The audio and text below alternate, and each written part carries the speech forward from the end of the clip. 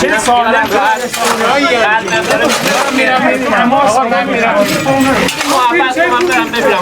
اتاق به اتاق من گشتم. من خونم از زن بچم رنگی‌تر نیست. سلام، من مسعود دهنوی هستم، مستندساز با داستان راش در خدمت شما. راش فیلم خام ویرایش نشده است. بگی پای چیو میگیری؟ بیا برو تو بدبخت زده! نمیتونم دروغ بگم! الانو بگید!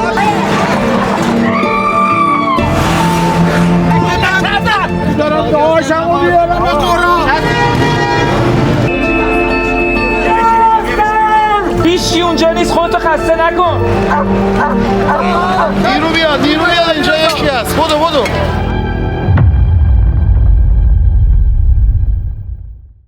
توی این قسمت قرار داستانی عجیب و تلخ از 3 تا راش برای شما تعریف بکنم. داستانی که 3 تا فیلم بردار در زمانهای مختلف از یک کاراکتر و در یک مکان ضبط کردن، اما خودشون نمیدونستن که فیلم‌های اونها مکمل همدیگه است و قرار یک روایت رو تکمیل بکنه. روایت یک مرد در شهرک مسکونی بروجردی که در روز 5 جنگ مورد اصابت موشک قرار گرفت و خب تعداد زیادی از افرادی که در اونجا بودن کشته شدن. مرد سراسیمه وارد محل مسکونی خودش میشه، وارد خونش میخواد بشه. توی مجتمع چند طبقه است. نیروهای امدادی یا افرادی که اونجا هستن اجازه ورود به خونه نمیدن و اون رو قانع میکنن که کسی در اونجا نیست. حتی محمد رضا فیلمبردار ما هم بهش همین رو میگه. راش رو با هم ببینیم. راش شماره A 7271. تمام بیمارستان من گشتم زن بچم کسی آجی بالایش نیست! آمبولانس بردن! با آمبولانس ببینم!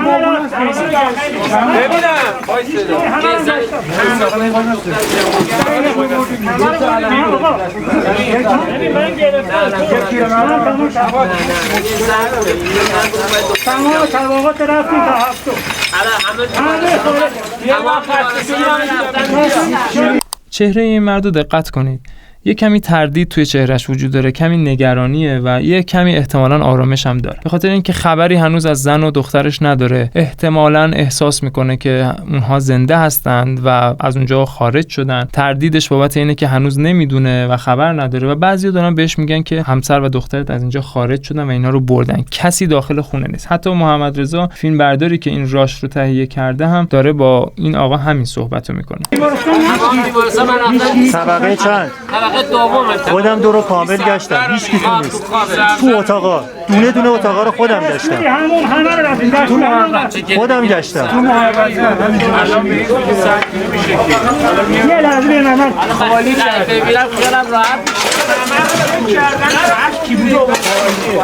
چه ساله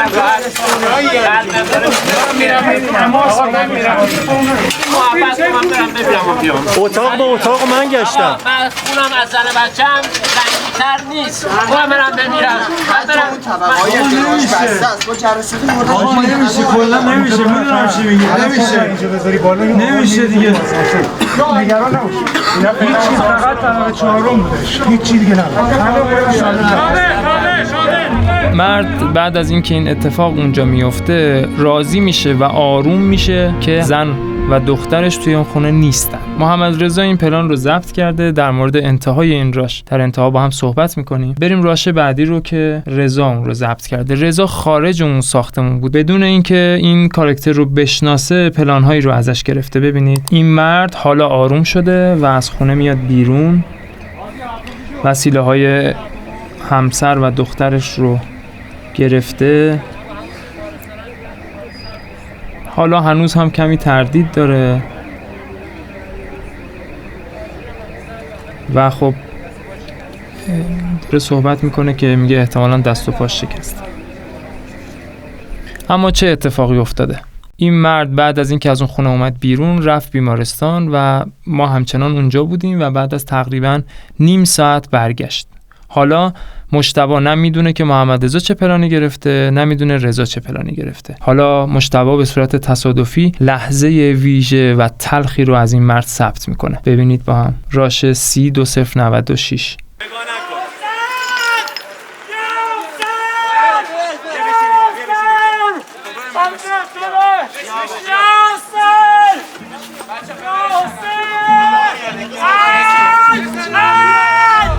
بله، متاسفانه یکی از جنازه ها پیدا شده، جنازه دخترش.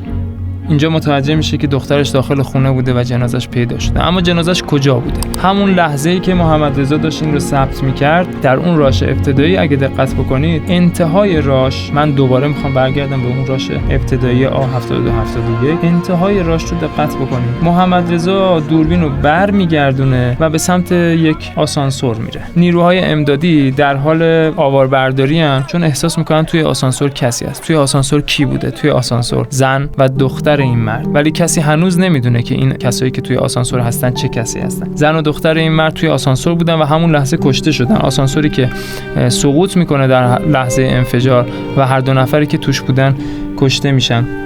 این مرد نمیدونه، یعنی در چند قدمی جنازه زن و دخترش هست ولی نمیدونه که اونها اونجا. این انتهای راشه، حتی فیلمبردار و افرادی که اونجا هستن هم نمیدونن. در انتها ما متوجه میشیم که یکی از افرادی که توی آسانسور بوده دخترش بوده و همسرش هم بعد از آواربرداری جدی‌تر بعد از نیم ساعت اینها پیدا میشه. من دوباره برمیگردم به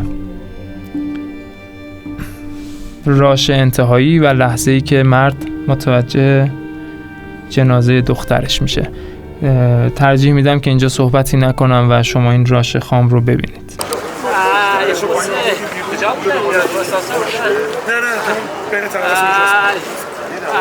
بدبخت شدید!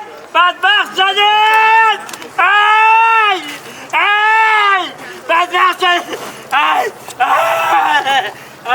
مردم! کشته شدم! کشته شدم! ای! ای! ای! بدبخت شدم! نه اون که تتو داره لیلا اسمش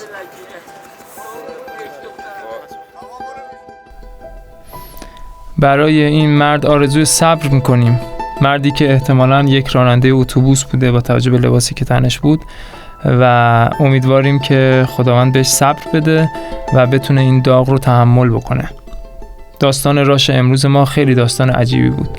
3 فیلم بردار در جایی که اصلا از همدیگه خبر نداشتن قصه یک نفر رو روایت کردن و این قصه مربوط به زمانهای مختلفی بود. زمانی که تردید داشت، زمانی که آروم بود و زمانی که متوجه شد فرزندش رو و همسرش رو از دست داده. متاسفم که این داستانهای تلخ رو اینجا برای شما تعریف میکنم، اما روی جنگ انقدر شیرین نیست.